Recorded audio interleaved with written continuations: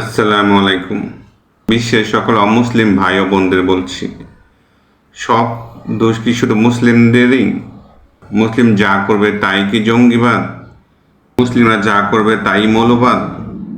তাহলে আমাকে বলুন, হিটলার কি একজন মুসলিম ছিল? হিটলার তো একজন অমুসলিম ছিল। তিনি ৬০ লক্ষ ইহুদিকে হত্যা করেছিলেন। মিডিয়া কি একবারও তাকে জঙ্গি বলেছিল? মিডিয়া কি তাকে বলেছিল যে তিনি খ্রিস্টান টেররিস্ট? তখনও মিডিয়া বলেনি। জোসেফ স্ট্যালিন, তিনিও একজন অমুসলিম ছিলেন। ২০ মিলিয়ন মানুষকে হত্যা করেছিলেন। ১৪.৫ মিলিয়ন মানুষ অসুস্থ হয়ে ধুকে ধুকে মারা গিয়েছিল। মিডিয়া কি একবার তাকে বলেছিল যে তিনি খ্রিস্টান টেররিস্ট? মাও সেতুংও একজন অমুসলিম ছিল। ১৪ থেকে ২০ মিলিয়ন মানুষ হত্যা করেছিল। কি মিডিয়া কি একবারও তাকে বলেছিল তিনি বৌদ্ধ টেররিস্ট? অশোকা কালিঙ্গা ব্যাটলে তিনি ১,০০,০০০ মানুষ হত্যা করেছিল।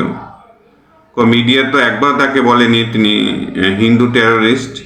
জর্জ বুশ ইরাকে আর আফগানিস্তানে 1.5 মিলিয়ন মানুষ হত্যা করেছিল। মিডিয়া তো তাকে একবারও বলেনি তিনি খ্রিস্টান টেররিস্ট। এখনও মায়ানমারে প্রতিদিন মুসলিম রোহিঙ্গাদের খুন করছে, ধর্ষণ করছে, লুটপাট করছে, উচ্ছেদ করছে। তবুও তো মিডিয়া একবারও বলেনি বা বলছে না তারা বৌদ্ধ টেররিস্ট। বা যত অমুসলিম আছে সারা বিশ্বের মানুষের কাছে আমার প্রশ্ন হচ্ছে, যারা প্রথম বিশ্বযুদ্ধ করেছিল তারা কি মুসলিম ছিল? যারা দ্বিতীয় বিশ্বযুদ্ধ শুরু করেছিল তারা কি মুসলিম ছিল? হিরোশিমা ও নাগাসাকিতে পরমাণু বোমা নিক্ষেপ করেছিল তারা কি মুসলিম ছিল? অস্ট্রেলিয়া আবিষ্কারের পর নিজেদের আধিপত্য বিস্তারের জন্য ২০ মিলিয়ন অস্ট্রেলিয়ান আদিবাসীকে হত্যা করেছিল তারা কি মুসলিম ছিল?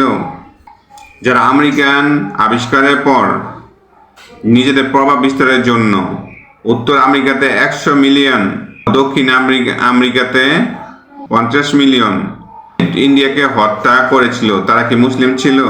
যারা ১৮০ মিলিয়ন আফ্রিকান কালো মানুষদেরকে কৃতদাস বানিয়ে আমেরিকা নিয়ে গিয়েছিল, যাদের ৮৮ ভাগ সমুদ্রে মারা গিয়েছে এবং তাদের মৃতদেহকে আটলান্টিক মহাসাগরে নিক্ষেপ করা হয়েছিল, তারা কি মুসলিম ছিল? যখনই কোনো অমুসলিম খারাপ কাজ করে বা নির্যাতন করে বা খুন করে তখন এটাকে বলা হয় অপরাধ। আর যখনই কোনো মুসলিম হাজার নির্যাতনের শিকার হয়ে একবার প্রতিবাদ করে তখন এটাকে বলা হয় মৌলবাদ আর জঙ্গিবাদ।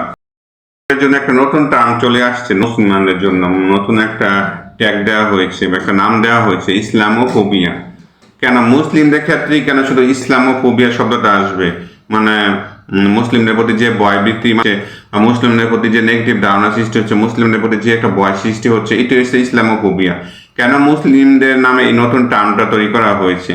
কেন আমরা কেন বলতে পারি না হিন্দু ফোবিয়া, খ্রিস্টান ফোবিয়া, বৌদ্ধ ফোবিয়া, আপনার ইহুদি ফোবিয়া? কেন আমরা এই টার্মগুলো লাগাতে পারি না? শুধু মুসলিমদের ক্ষেত্রে কেন ইসলামোফোবিয়া আমরা লাগিয়ে দিলাম? আপনারাই বিচার করুন, এই কথা উত্তর আপনারাই বের করুন। অরিজিনালি ফোবিয়া কারা?